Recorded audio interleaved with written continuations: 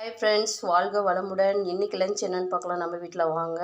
White rice, அதுக்கடுத்தது water ஸ்டைலில் வந்து பீட்ரூட் பொரியல். இது வந்து பச்சை மிளகா, பெரிய வெங்காயம், உளுத்தம்பருப்பு, கடலம்பருப்பு இதெல்லாம் போட்டு செஞ்சுருக்கேன். அடுத்தது வந்து எங்கள் தோட்டத்தில் முருங்கை செடி இருக்குது. அதில் விளைஞ்ச முருங்கைக்காய் காரக்குழம்பு. அதுக்கு அடுத்தது வந்து உரம் ஊற்றி வச்சுருக்கேன் தயிருக்கு. இது வந்து வாட்டர் ஸ்டைல் அப்படின்னு சொல்லும்போது எனக்கு ஒரு சின்ன ஞாபகம் வருதுங்க.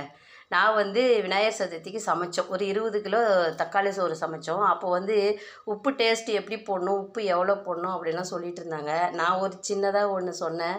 ஹோட்டல்லாம் சாப்பாடு ஏன் வந்து டேஸ்ட்டாக இருக்குதுன்னு தெரியுமா அப்படின்னு கேட்டேன். ஏண்டின்னு சொல்லி கேட்டாங்க. ஏன்னா ஆம்பளை சமைக்கிறாங்க அதனால தான் சொன்னேன்.